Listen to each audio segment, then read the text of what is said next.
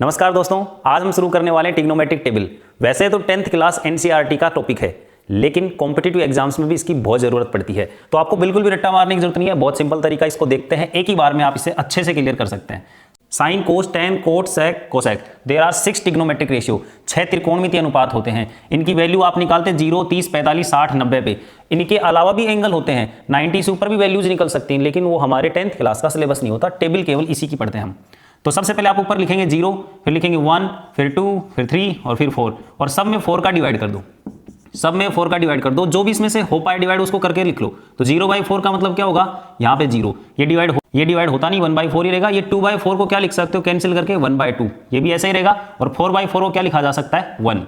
तो ध्यान रखिए दोस्तों, साइन के लिए आपको वो वाले नंबर्स लिखने पड़ेंगे, 0, 1, 2, 3, 4 और 4 का डिवाइड, और जो कैंसिल हो सके, जो सोल्व हो सके उसको सोल्व करके लिख लेना।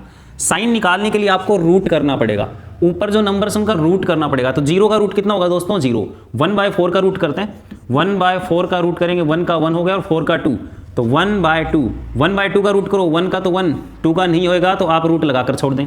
3 का रूट नहीं हो तो रूट लगा के छोड़ें, और 4 का रूट कितना होगा, 2, और 1 का रूट होगा 1। यहाँ पे आपको वैल्यू मिल जाती है साइन की। साइन थीटा की पूरी वैल्यूज आ चुकी हमारे पास। जिनका भी नाम सी से शुरू होता है वो अपने से जस्ट ऊपर वाले का रिवर्स होते हैं। तो देखो, कोस, कोट और कोसेक, इनका नाम सी से शुरू होता है, तो ये अपने से ऊपर वाले का रिवर्स होंगे। रिवर्स मतलब उल्टा कर दीजिएगा, रिवर्स कर दीजिएगा। 1 वहाँ है तो 1 को यहाँ, ये यहाँ पे लिख दीजिएगा √3/2। ये सेम ऐसे कैसे आएगा, ये 1/2 एंड ये हैगा 0। तो हमने यहाँ तक साइन और कोस की वैल्यू निकाल ली है। अब निकालते हैं टेन। टेन निकालने के लिए लाइन फर्स्ट में लाइन सेकंड का डिवाइड करेंगे। आप यूं भी कह सकते हो साइन में कोस का डिवाइड करेंगे, यानी ऊपर वाली लाइन में इस लाइन का डिवाइड करेंगे, हमारा 10 आ जाएगा।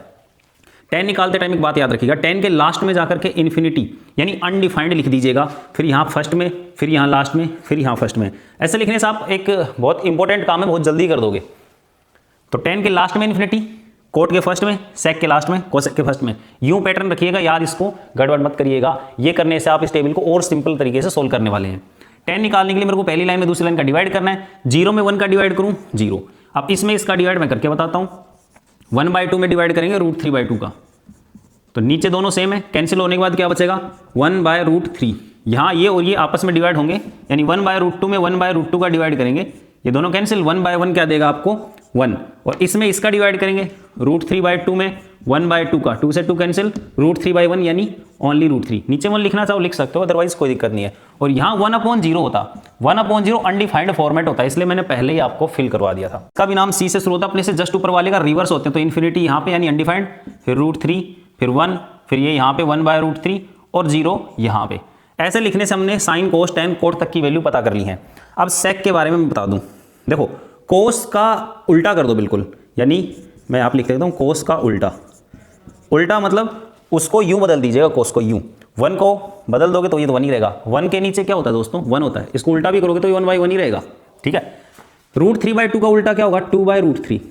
इसका उल्टा क्या होगा, √2/1। 1 लिखने की नीचे जरूरत नहीं है।